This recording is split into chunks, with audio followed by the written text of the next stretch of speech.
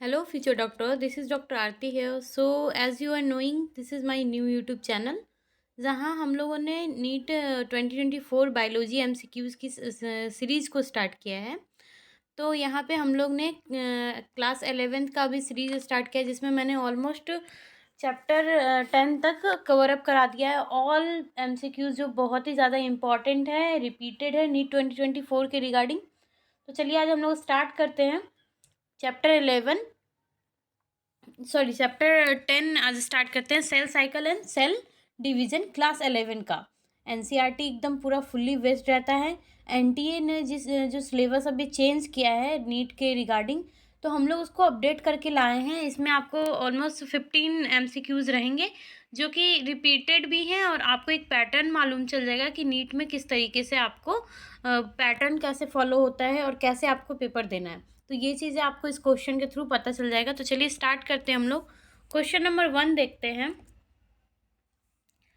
Question number 1 है अपना,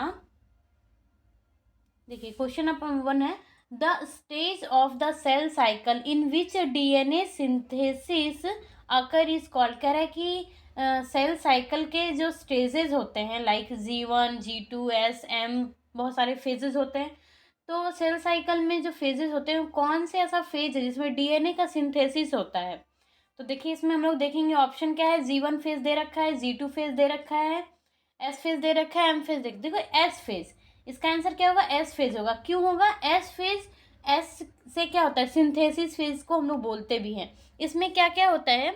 the S phase like जिसको हम लोग सिंथेसिस फेज बोल रहे हैं, in this phase of cell cycle during which DNA replication और सिंथेसाइज टेक प्लेस। इसमें क्या हो रहा है?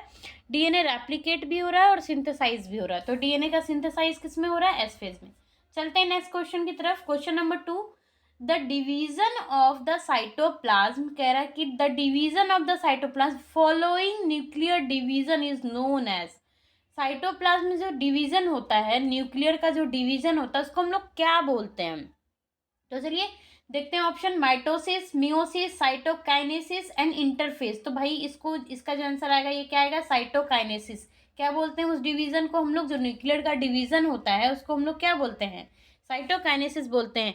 Because it is the cytokinesis is the process of that divided the cytoplasm of a parental cell into two daughter cell following nuclear division, है ना। तो ये क्या करते हैं कि पेरेंटल सेल से दो डॉटर सेल में डिवाइड होते हैं। तो इसलिए हम लोग इसको ये साइटोकाइनेसिस का प्रोसेस होता है जिसमें कि न्यूक्लियर का डिवीजन होता है। चलिए नेक्स्ट क्वेश्चन पे चलते हैं हम लोग। क्वेश्चन नंबर 3 की तरफ।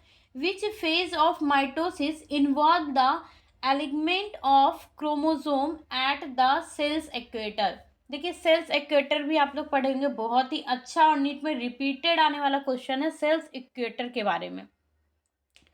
तो इसका देखिएगा कि ये क्या बोल रहा है कि which phase of mitosis involve the alignment of chromosome at the cell equator. Cell equator के लिए क्रोमोसोम का एलिगमेंट माइटोसिस में किस तरीके से कौन सा फेज इन्वॉल्व रहता है। तो चलिए कौन सा फेज है इसमें हम लोग देख लेते हैं। ऑप्शन ए कह रहा है prophase, option B metaphase, option C anaphase and the C telophase. तो इसमें क्या आ जाएगा अपना आंसर? मेटाफेज आएगा। क्यों आएगा देखते हैं। During metaphase chromosome along the equatorial plane of the cell forming the metaphase plate. यहाँ पे क्या होता है? इस सेल मेटाफेज में क्या होता है कि मेटाफेज प्लेट फॉर्म होता है इक्वेटोरियल प्लेन पे। तो इसलिए हम लोग ये जो माइटोसिस जो इन्वॉल्व हो रहा है किस फेज में हो रहा है? मेटाफेज में हो रहा है। तो चलिए हम लोग नेक्स्ट क्वेश्चन देखते हैं। क्वेश्चन नंबर 4 है the structure that join two chromatids before they separate during mitosis is called the। कह रहा है कि the structure that join two chromatid, दो क्रोमेटिड का बात कर रहा है। Before they separate during mitosis, और ये सेपरेट हो जा रहा है माइटोसिस से पहले। तो देखते हैं ऑप्शन हम लोग इसका। Centromere, kinetochore, spindle fibre and chromonema. तो इसका जो आंसर हो जाएगा वो हो जाएगा सेंट्रोमियर हो जाएगा। Centromere is the region where two sister chromatid are held together before they separate during cell division. जो दो सिस्टर क्रोमेटिड है उसको सेंट्रोमियर एक ऐसा रीजन है जहाँ पे दो सिस्टर क्रोमेटिड क्या होता है एक दूसरे से एक दूसरे को हेल्ड टुगेदर एक दूसरे के, और वो कब होता है, सेपरेट हो जाता है ये दोनों, कब होता है, ड्यूरिंग सेल डिवीजन। ठीक है, चलिए नेक्स्ट क्वेश्चन पे चलते हैं। Question number 5, meiosis result in the formation of, कह रहा है मियोसिस से क्या फॉर्म होगा, diploid cell, haploid cell, triploid cell, tetraploid cell. तो इसमें क्या हो जाएगा अपना, मियोसिस से बी, बी ऑप्शन अपना है हैप्लॉइड सेल। ठीक है, तो हैप्लॉइड सेल अपना आंसर हो जाएगा। क्यों, meiosis is a cell division process that produce haploid cell gamete from diploid, diploid से हैप्लॉइड में ये बनता है। ठीक है, तो चलिए नेक्स्ट क्वेश्चन पे चलते हैं। क्वेश्चन नंबर 6 पे, the stage of meiosis where homologous chromosomes exchange genetic material call, क्या कह रहा है इसमें कि कौन सा ऐसा स्टेज है मियोसिस का जहाँ पे होमोलोगस क्रोमोसोम एक्सचेंज करते हैं अपने जेनेटिक मटेरियल को, अपने जेनेटिक मटेरियल को क्या कर रहे हैं, एक्सचेंज कर रहे हैं। तो उस फेज को हम लोग क्या बोलेंगे, चलिए ऑप्शन देखते हैं। Prophase 1, metaphase 1, anaphase 1 and the telophase 1। हाँ, तो देखिए इसका आंसर क्या आ जाएगा अपना, प्रोफेज 1 हो जाएगा। कैसे होगा, बिकॉज प्रोफेज 1 में क्रॉसिंग ओवर के समय पे, ड्यूरिंग क्रॉसिंग ओवर देखेंगे, during prophase 1 of meiosis leading to the exchange of genetic material between homologous chromosome. ये कब करता है, जब क्रॉसिंग ओवर हो रहा होता है, प्रोफेज 1 का मियोसिस में क्रॉसिंग ओवर हो रहा होता है, तो ये एक्सचेंज कर लेते हैं अपने जेनेटिक मटेरियल को होमोलोगस क्रोमोसोम के साथ। चलिए नेक्स्ट क्वेश्चन पे चलते हैं हम लोग। Question number 7, the process of reduction division occur during, कह रहा है कि रिडक्शन डिवीजन का प्रोसेस को हम लोग क्या बोलते हैं, mitosis, meiosis 1, meiosis 2 and the interface. तो इसका आंसर क्या आ जाएगा, मियोसिस फर्स्ट। इसको क्या बोलेंगे हम लोग, मियोसिस फर्स्ट बोलेंगे। क्यों बोलेंगे, because meiosis first is known as the reduction division. आप लोगों को पता ही होगा कि हम लोग इसको क्या बोलते हैं, रिडक्शन डिवीजन बोलते हैं, because it reduce the chromosome number by half producing haploid cell. और प्रोड्यूस करता है क्या, ये हैप्लॉइड सेल प्रोड्यूस करता है। चलिए नेक्स्ट क्वेश्चन की तरफ चलते हैं हम लोग। Question number 8, which of the following is not a stage of mitosis. तो देखिए यहाँ पे नॉट आ रहा है, नॉट इनकरेक्ट, करेक्ट को हमेशा आपको अंडरलाइन करके फिर आपको रीड करना है क्वेश्चन दोबारा।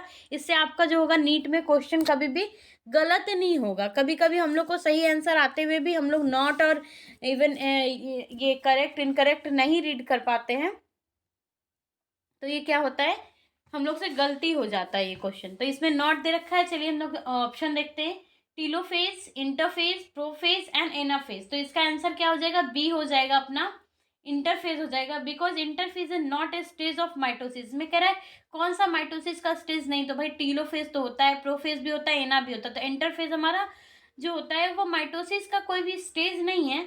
और इसमें ये क्या है, ये जो फेज है वो दो सक्सेसिव सेल डिवीजन के बीच में वर्क करता है, like G1S and G2 phases के बीच में, है ना। चलिए नेक्स्ट क्वेश्चन की तरफ हम चलते हैं।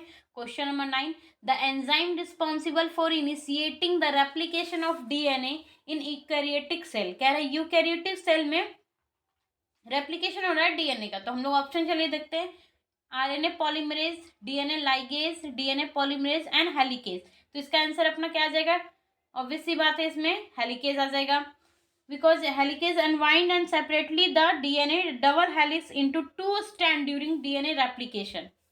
Next question की तरफ चलते हैं। Question number 10, the division of the nucleus is specifically term as, division जो होता है न्यूक्लियस का उसको हम उस टर्म को क्या बोलते हैं, karyokinesis, cytokinesis, mitosis and the meiosis. तो हम लोग जो न्यूक्लियस का जो डिवीजन होता है ना उसको हम लोग क्या बोलते हैं, कैरियोकाइनेसिस बोलते हैं। ये ऐसा प्रोसेस जहाँ पे न्यूक्लियर का डिवीजन होता है विच अकर ड्यूरिंग माइटोसिस और मियोसिस। इसमें ये नहीं है कि माइटोसिस में ही होगा डिवीजन न्यूक्लियस का या फिर मियोसिस में ही होगा, ये दोनों में भी हो सकता है, अगर माइटोसिस में भी मियोसिस में भी। तो इसको हम लोग इस प्रोसेस को क्या बोलेंगे, इस टर्म को, एक न्यूक्लियर डिवीजन के टर्म को बोल देंगे कैरियोकाइनेसिस। चलिए नेक्स्ट क्वेश्चन की तरफ चलते हैं। Question number 11, the spindle fibre are made up of, कह रहा है स्पिंडल फाइबर्स जो होते हैं, जो सेल साइकिल में क्रोमोसोम के जो स्पिंडल फाइबर्स होते हैं उसको हम लोग, वो किससे बना होता है। तो चलिए देखते हैं कौन सा प्रोटीन ही होता है ये, एक्टिन, मायोसिन, ट्यूब्युलिन, कोलेजन। तो अपना आंसर क्या आ जाएगा, ट्यूब्युलिन। ट्यूब्युलिन से मिलके बना होता है स्पिंडल फाइबर, माइक्रोट्यूब्यूल्स और ये पॉलीमराइजेशन होता है, पॉलीमर होता है एक तरह का ट्यूबुलिन प्रोटीन का। चलिए नेक्स्ट क्वेश्चन की तरफ चलते हैं। Question number 12, the phase of the cell, the phase of the cell cycle in which the cell grow and perform its normal function. कह रहा है कि कौन सा ऐसा फेज है सेल साइकिल का जिसमें सेल ग्रो भी करता है और वो नॉर्मल फंक्शन के लिए परफॉर्म भी करता है। तो देखिए कि हम लोग देखेंगे G1 phase, G2 phase, S phase and M phase. तो भाई ये G1 फेज होता है। G1 फेज होता है जहाँ पे सेल ग्रो भी कर रहा है और वो आगे की तरफ फंक्शन करने के लिए, नॉर्मल एक फंक्शन करने के लिए परफॉर्म भी करता है। मतलब आगे वो G2 फेज में अब जाने वाला होता है तो उसके लिए एक नॉर्मल फंक्शन भी परफॉर्म करता है।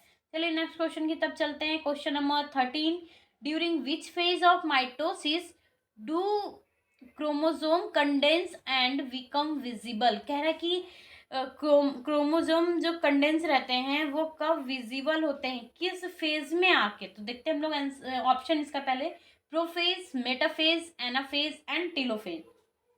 तो अपना इसका आंसर क्या आ जाएगा, प्रोफेज।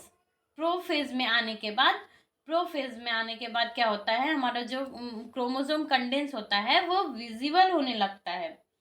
ठीक है, इस स्टेज में, माइटोसिस के इस स्टेज में ऐसा होता है। चलिए नेक्स्ट क्वेश्चन की तरफ हम लोग चलते हैं। Question number 14, the stage of meiosis where the homologous chromosome start to separate. ये हम लोग अभी सेम टाइप ऑफ क्वेश्चन पहले भी कर चुके हैं कि होमोलोगस क्रोमोसोम जो होते हैं, टू क्रोमेटिड्स, और वो एक दूसरे को सेपरेट कर देते हैं, वो किस में होता है। तो भाई anaphase 1, because anaphase 1 of meiosis involve the separation of homologous chromosome moving toward opposite pole। पहले वो एक दूसरे के मतलब बीच में होता है, सेंटर में होता है, फिर उसके बाद क्या करते हैं, वो दोनों एक दूसरे के अपोजिट पोल के साइड मूव करने लगते हैं। दोनों होमोलोगस क्रोमोसोम जो होते हैं वो सेपरेट होने लगते हैं इसी तरीके से। चलिए next and the last question, question number 15 कर रहे हैं आज हम लोग। The structure that organize microtubules during cell division in animal cells is called the, option देखते हैं, centrosome, nucleolus, lysosome and Golgi apparatus। तो इसका आंसर आ जाएगा क्या, सेंट्रोसोम आ जाएगा। The centrosome is the structure that organize microtubule and spindle fibre during cell division in animal cell. ये animal cell में जो होता है सेंट्रोसोम कहलाता है। चलिए ये हमारा हो गया आज का क्वेश्चन नंबर 15 तक। लाइक करें आप लोग, शेयर करें, कमेंट करें और सब्सक्राइब करें हमारे चैनल को। और अगर अच्छा लगा हो वीडियो तो प्लीज़ लाइक ज़रूर करें। चलिए मिलते हैं नेक्स्ट क्लास में, हम लोग आगे की तरफ करेंगे फिर। Bye bye.